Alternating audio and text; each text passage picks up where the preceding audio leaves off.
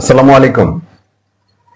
আজকের ভিডিওটা শুধু যারা ব্যবসা করেন, হ্যাঁ, যাদের অফিসে মিনিমাম 10 জন কর্মচারী আছে, স্টাফ আছে আর কি, শুধু তাদের জন্য। 10-এর থেকে বেশি অনেকে হইতে পারে, 10-এর কম না।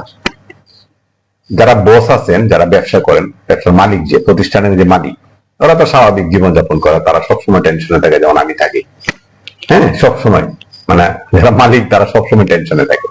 যারা চাকরিজীবী তারা চিল মোড়ে থাকে, প্রথম বেতন পাওয়ার 10-12 দিন তাদের বডি স্টাইলে আলাদা থাকে।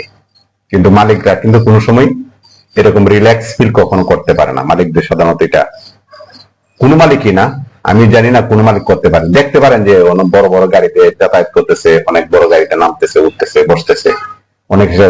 এটা জাস্ট পার্সোনালিটি রক্ষা করার জন্য। আপনি যদি একটা প্রতিষ্ঠানের দাওয়াতে যান, গাড়ির মালিক যদি সে নর্মালি হাইটে যায়, আমাদের দেশে সাধারণত, আমাদের দেশে মানে এশিয়া মহাদেশে যেটা হয়, আমাদের বাংলাদেশের কথা বলতেছি, যদি আপনার একটা ভালো দামি গাড়ি না থাকে, সুদ ভালো না থাকে, মোবাইলে ভালো না থাকে, সাধারণত আমাদের দেশের মানুষের মূল্যায়ন করতে চায় না। মানে মেধার কোনো মূল্যায়ন নাই, প্রতিভার কোনো মূল্যায়ন নাই, মানে পোশাক, গাড়ি আছে, টাকা আছে, তাকে মূল্যায়ন করে। এই কারণে যারা ব্যবসায়ী যারা আছে, যারা মূলত ব্যবসায়ী, তারা সাধারণত কোনো প্রতিষ্ঠানে, মানে কোনো দাওয়াতে গেলে, অথবা কোনো মিটিং এ গেলে, অথবা কোনো এজিএম এ গেলে, অথবা কোনো সেলিব্রিটি অনুষ্ঠানে গেলে, তারা মূলত দামি দামি জিনিসগুলো ইউজ করে। কিন্তু অফিসে কিন্তু সাধারণত যদি মিটিং না থাকে, তাহলে নর্মাল ড্রেস ইউজ করে, কোনো কালার গেঞ্জি। যেমন আমি পড়ি, বেশিরভাগ সময় শার্ট খুব কমই পরা হয়। মিটিং ছাড়া, বাইবা ছাড়া কিন্তু নর্মালি এটা করা হয় না। অফিসের স্টাফরা কিন্তু সব সময় ফর্মাল ড্রেস থাকে। আমি যে কারণে কথার ভিডিওটা বলতেছি, এটা যারা ব্যবসায়ী তারা বুঝবেন, যারা চাকরিজীবী তারা তো নর্মালি এটা বুঝবেন না। আসলে আমরা কেন গেঞ্জি পরি, কেন পরি, এর ব্যাখ্যা আপনাদের কাছে দেওয়া যাবে না, বুঝবেন না। যদি ব্যাখ্যা দিলে আপনাদের কাছে যথেষ্ট আরো 10টা ব্যাখ্যা থাকবে। হ্যাঁ, কারণ আপনার যারা চাকরিজীবী, যারা চাকরি করেন, তাদের কিন্তু অনেক মেধা, চাকরিজীবীদের অনেক বুদ্ধি থাকে।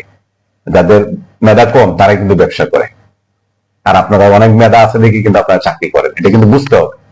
এই কারণে আমরা তো মেধা কম, এই কারণে আমরা ব্যবসায় আসছি, নাহলে কিন্তু আপনার মতো চাকরি করতাম। তো আমার অফিসে 4-5 জন স্টাফ আছে, মানে বেশিরভাগ মানে স্টাফ না, 4 থেকে 5 জন। ওরা কোনো কারণ ছাড়া আমার সাথে দেখা করতে আসে, কোনো কারণ ছাড়া। স্যার, স্যার, স্যার, প্রথমে আইসা আসসালামু আলাইকুম স্যার, মানে কথায় কথায় স্যার, কথায় কথায় স্যার, মানে মানে কথা বলে 2টা, স্যার বলে 2-3 বার। হ্যাঁ, আমি অনেকবার তাদেরকে বলছি যে আপনি প্রথমে সালাম দিয়ে একবার স্যার বলবেন, যাওয়ার সময় আরেকবার সালাম দিবেন, স্যার না বললেও চলবে। কারণ আপনি যে আমার কর্মচারী সেটা আমি জানি, আপনি আমার না চাকরি করেন সেটা আমি জানি। আপনি স্যার ডাকবেন, আপনারা আমি স্কুলে শিক্ষক না, আপনারা পড়াশোনা করায় নাই, বেতন দিয়ে দিকে আপনি আমাকে স্যার ডাকেন, এটা নিয়ম অফিসে। স্যার নাম, বাই নাম থাকলে তাহলে বাই বলতেন, ঠিক আছে। কিন্তু এত স্যার বলার কারণ কি? তো আমি বিষয়টা লক্ষ্য করছি যে যারা এক্সট্রা স্যার বলে, যারা এক্সট্রা তেল মারে, মানে তেল মারা বলে স্যার, আমরা যারা সাধারণত মানে কথার মাঝখানে বেশি বেশি স্যার বলি, দেখবেন যে দালাল থাকে অনেকে, যে মন্ত্রী পিএস, সচিবের পিএস, যারা মালিকের পিএস, অথবা পিএস থাকে ড্রাইভার, এরা কিন্তু মানে স্যার ভাব এমন ভাবে স্যার বলা বলতে বলতে এরকম মুখের মধ্যে ফেনা তুলে বেলায়। কারণ কি? যে কোনো একটা স্বার্থ আদার মানে উদ্ধার করে দেয়। স্যার মন থেকে বলতেছে বিষয়টা এরকম না, কিন্তু আপনি যখন আপনি চলে যাবেন তখন আপনাকে গালি দিবে, সে কিন্তু আপনাকে গালি দিবে, তখন কিন্তু স্যার থাকবে না, স্যার কথাটা উল্লেখ থাকবে না। হ্যাঁ, তো আমার অফিসে স্টাফ যারা আছে, আমি বলছি যে যারা বেশি তেল মারে, অনেকে তো স্যার সালাম দেয় আসে, স্যার মনে মনে বলে, খুব ভালো লাগে বিষয়টা। হ্যাঁ, কাজের জন্য আসছে, কাজ শেষ, চলে গেছে। কিন্তু কিছু আছে যে স্যার এইটা, স্যার আপনাকে ভালো লাগতেছে, স্যার আপনার কাছে সুন্দর লাগতেছে, স্যার আপনি মোটা হয়ে যাচ্ছেন, স্যার আপনি চিকন হয়ে গেছেন, দুপুরে কি দিয়ে খাবেন স্যার, বা চুলগুলো স্যার এইভাবে কাটলে ভালো লাগতো, স্যার আপনার এই ছবিটা সেরকম লাগতেছে, স্যার আপনাকে আজকে স্মার্ট লাগতেছে। মানে এই যে মনে করেন যে স্যার স্যার করে যে এই যে গ্যাস গুলা, স্যার আজকে চলেন আমরা খেতে দাওয়াতে যাবো স্যার, স্যার আজকে ওই স্যার মানে এই মালিকের স্যার খবরটা নিচ্ছেন স্যার, স্যার কি হয়েছে স্যার দেখছেন স্যার, মানে নাই আলোচনা, যেটা আমার অফিসের কোন স্টপিস না। কিন্তু ইচ্ছা করলে কিন্তু তাদেরকে আপনার খারাপ ব্যবহার করা যায় না। হ্যাঁ, একটা পজিশনে থাকে করে করে, হ্যাঁ, সে তেল মারা যে কোনো বিষয়ে একটা ইস্যু নিয়ে, মনে করেন আলুর দাম বাড়ছে, পেঁয়াজের দাম বাড়ছে, লবণের দাম বাড়ছে, এইসব কিছু স্যার স্যার নিয়ে আলোচনা করতে থাকে। এটা যারা মালিক পক্ষরা কিন্তু, যারা যদি একটু সুযোগ দেয় কোন স্টাফকে একটু কথা বলা, কি অবস্থা, কেমন আছেন, বাচ্চা কাচ্চা কেমন আছে, আপনার ফ্যামিলি বাপ মা কেমন আছে, তখনই দেখবেন যে আপনার ইতিহাস শুরু করে দিচ্ছে যে ওইটা স্যার, ওইটা আমার বইয়ের সমস্যা, বাচ্চার এই সমস্যা, এত দাম স্যার, বেতন চলে না, মানে একটু স্যার স্যার বলে একটু মানে মানে স্যালারিটা যেন একটু বাড়ে। মানে সব সময় দান্দাই থাকে যে কোন জায়গায় আপনার ক্যাপ মারা যাবে, কোন জায়গায় আপনার তেল মেল করে, কোন জায়গায় আপনার ব্যবসাটা করা যাবে। স্যারটা কিন্তু আসলে সম্মানের স্যার না, সম্মান করে আপনাকে স্যার বলতেছে, বিষয়টা কিন্তু এরকম না। হ্যাঁ, আমি স্টেট বলে দিচ্ছি, যদি আপনি স্যারে অভ্যাস না থাকতে পারেন, তাহলে কিন্তু আপনার সামনে এই যে আপনার সামনে স্যালারি বাড়বে, আপনার স্যালারি কিন্তু বাড়বে না। আপনি অভ্যাসটা ত্যাগ করতে হবে, কারণ তেল মারা স্যার মারতে মারতে আপনি কাজ কম করেন, তেল মারেন বেশি। ঠিক আছে, কাজ করবেন, স্যার বলার দরকার নাই। আমরা ব্যবসায়ী যারা, আমরা তো আপনার চেহারা দেখে চালাই দিব না।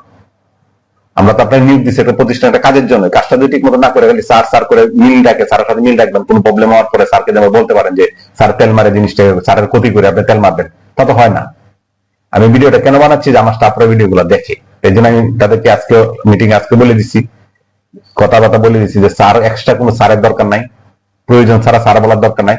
স্যার না বললেও চলবে, সালাম দিলে হবে, সামনে পড়লে স্যার বলতে পারেন। আর এমনিতে মন থেকে যদি আপনি স্যার না আসেছেন, সামনে স্যার স্যার করে মুখে ফেনা ওঠে, তো লাভ নাই। আপনি যদি আমার কাজটা ঠিক মতো না করেন, তার মানে তো আপনি আমাকে রেসপেক্ট করতেছেন না, আমাকে সম্মানিত করতেছেন না। আপনি আমার কথা শুনতেছেন না, আমার কোম্পানিকে আপনি কিছু দিচ্ছেন না, তাহলে আপনি আমার স্যার দিয়ে কি করবো? আপনার আমরা এই স্যার স্যার স্যার শুনে আমরা সালাম দিয়ে কি করবো? বয়ে পানি খাবো? আমরা ব্যবসা করতেছি এখানে, আমরা এখানে ব্যবসা করতে বলছি। কারণ আপনার মাসের বেতন যদি আমি 9 তারিখ 10 তারিখের মধ্যে বেতন দেওয়ার কথা, 8 থেকে 10 তারিখের মধ্যে বেতন না দিলে এরপরে আপনি স্যার বলবেন, বসে বসে গালি দিবেন। আপনি কি আপনার স্যার কেন বলেন আমরা বুঝি না? মানে আমার কাজটা আপনি 30 দিনে করতে পারেন, আপনার বেতন যে আশা বসে থাকবেন, আমি কি আপনার বাড়িতে খেতে চেনে দিব? আপনার নিশ্চিত কি কারণ? কখনো স্যার বলবেন না, এক্সট্রা প্রয়োজনে কোনো স্যার বলার দরকার নেই। এক্সট্রা প্রয়োজন মানে এর জন্য আমরা কিন্তু বুঝি যে কাজ করবে তার স্যালারি বাড়বে, প্রমোশন হবে, জুন মাসে সবারই প্রমোশন হবে। যে যেরকম কাজ করছেন, যে কোম্পানিকে প্রফিট যতটুকু দিচ্ছেন ততটুকু আপনার স্যালারি বাড়বে। আপনার ভালো লাগলে চাকরি করবেন, নাহলে আপনার জুন মাসে দিয়ে দিলে জুলাই মাসে চলে যাবে। এক্সট্রা কোনো সার মারার দরকার নাই, তেল মারার দরকার নাই। আমি এক্সট্রা কোনো কাজ যে করতে পারেন না তার